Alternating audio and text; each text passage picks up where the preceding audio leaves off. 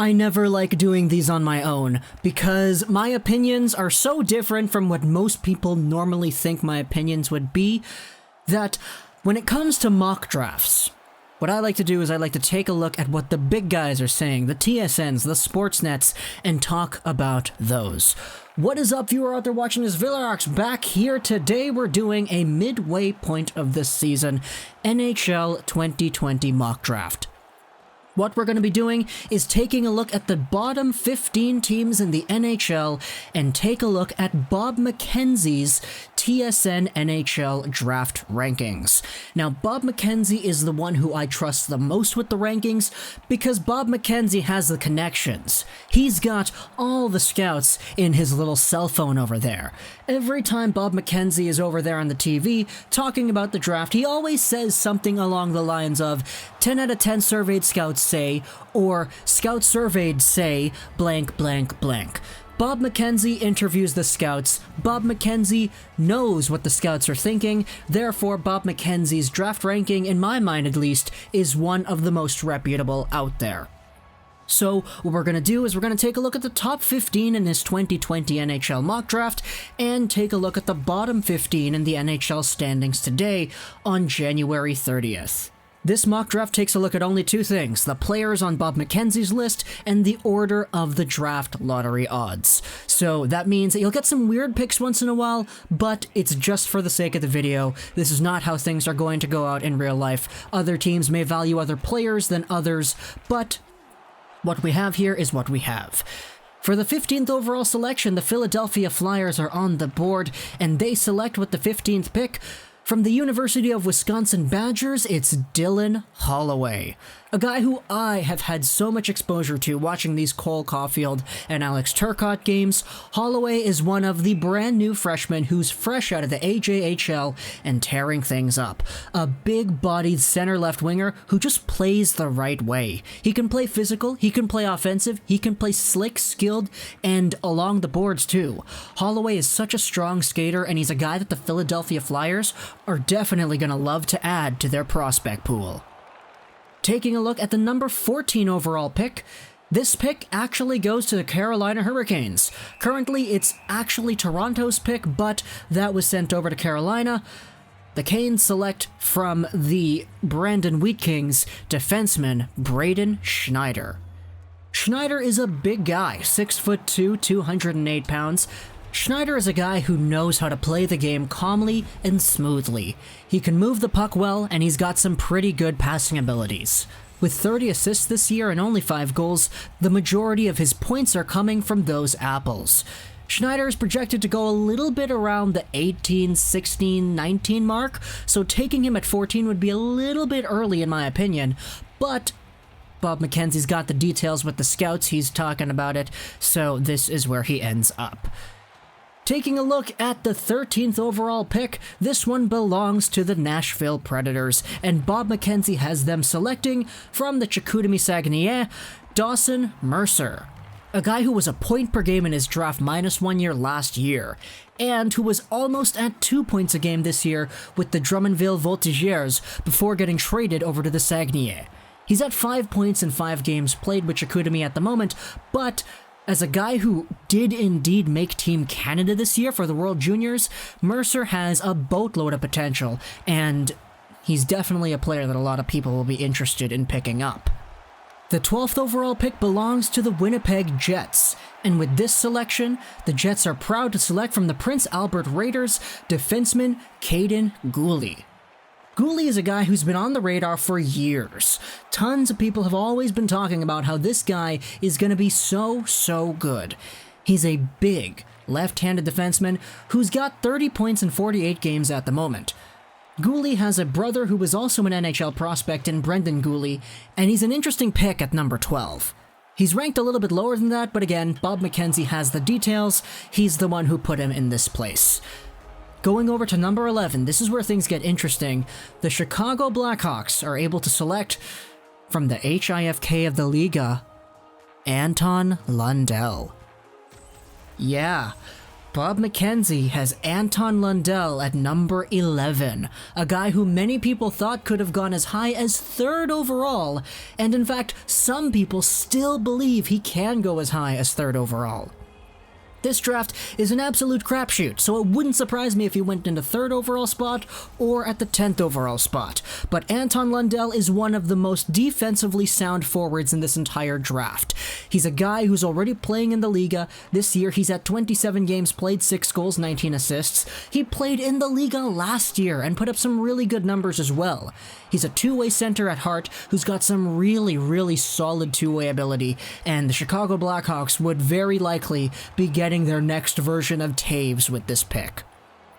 The 10th overall pick belongs to the New York Rangers, and they select a player who they won't select in real life, but for the sake of this mock draft, they're selecting Yaroslav Askarov, the best goaltender of this draft, the best goaltender an NHL draft has seen, arguably since Andrei Vasilevsky. And Vasilevsky went towards the end of the 1st round, so this could potentially be the highest drafted goaltender since, I don't know, a Carey Price, a Marc-Andre Fleury. Some people were bringing up the crazy idea whether or not Askarov could go 1st overall, and depending on what you value, maybe. I don't want to say no, I don't want to say yes, but maybe.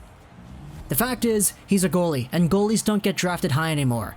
10th overall is the spot here. The Rangers already have Shesterkin, and they have Georgiev, and they have Longfist. It'd be weird if they selected Askarov, but for the sake of this mock draft, that's who they're taking.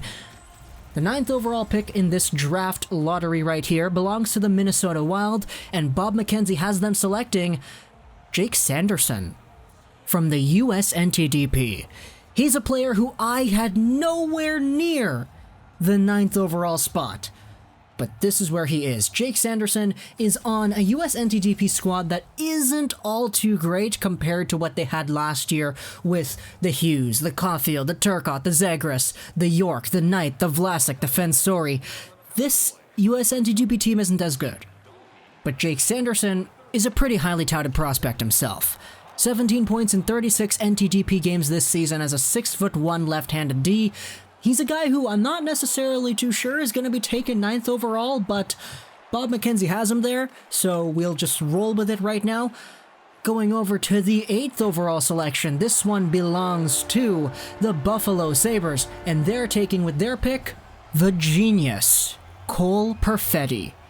He's a guy who last year in the OHL had 74 points in 63 games, back when he was 16 turning 17. Now he's 17 who recently turned 18, and he's got 82 points in 46 games. Born on January 1st, this New Year's baby is one of the most efficient passers in the draft this year. His defensive coverage and his overall engagement in his own zone does need a little bit of work, but the offensive package that Cole Perfetti fills is elite. So having him down here available at number 8 is going to be an absolute steal for anybody who wants to take him.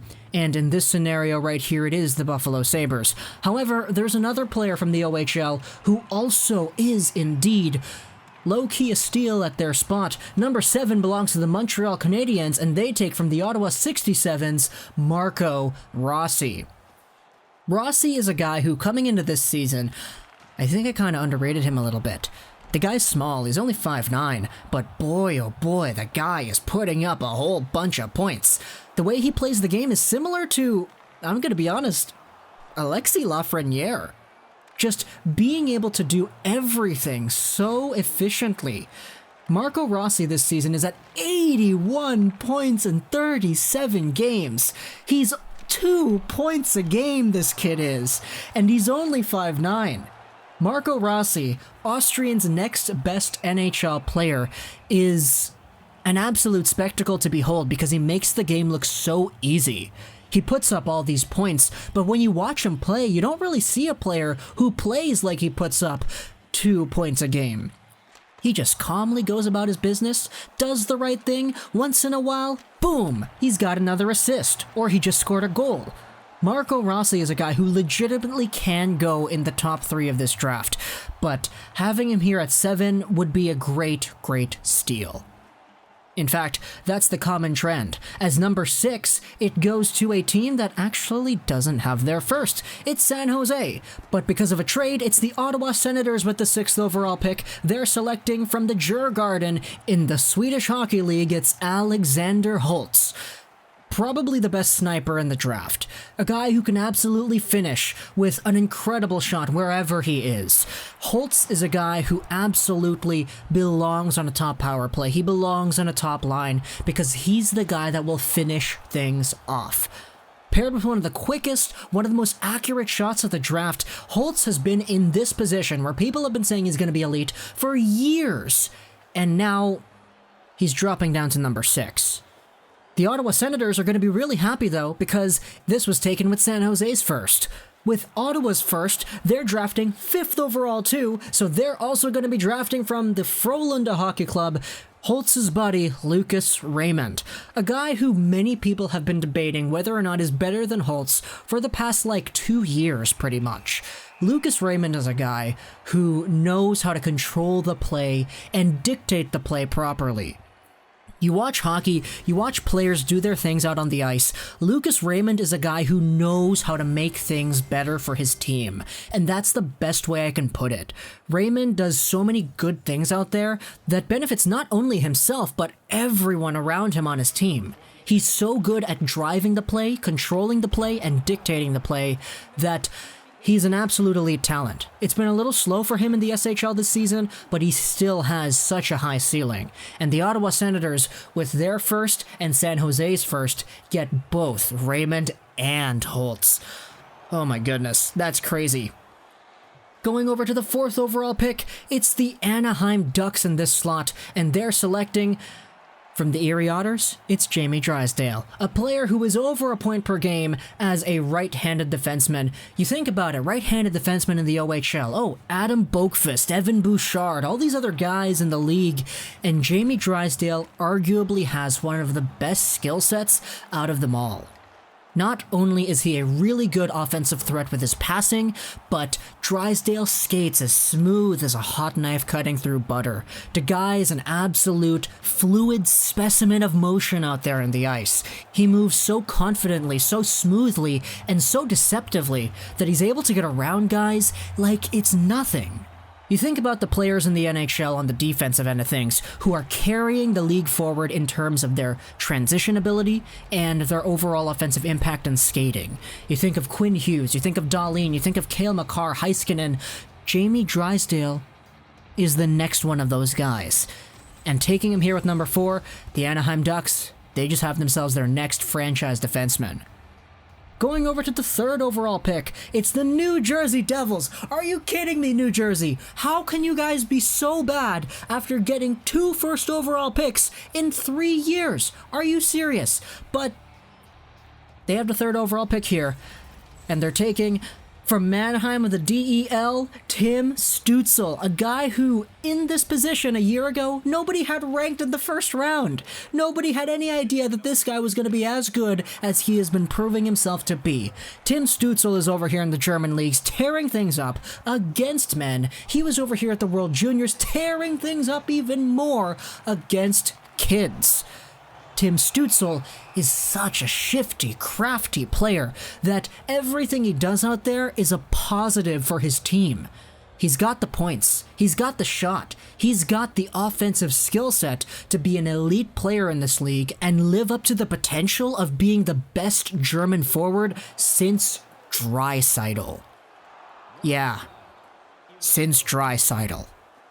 This guy playing with Jack Hughes has legitimately 80-90 point potential. That is crazy. Going over to our 2nd overall pick, the Los Angeles Kings select Quinton Byfield. Yeah, I don't need to talk about Byfield. He's good, he's big, he's strong, he's got 100 point potential in this league, he's a franchise center, and playing on LA with Alex Turcotte, boy oh boy. Be excited, LA fans. And then with the 1st overall pick, the Detroit Red Wings select from the Rimouski Oceanic of the QMJHL, Alexis Lafrenière. Quote unquote, the perfect player. 84 points in 39 games played. Lafrenière is pretty good. And we all know he's pretty good. I don't even need to talk about how good he is. That was TSN's mock draft paired with the draft lottery rankings. Hope you enjoyed this video. Social Dash Host 99. And bye.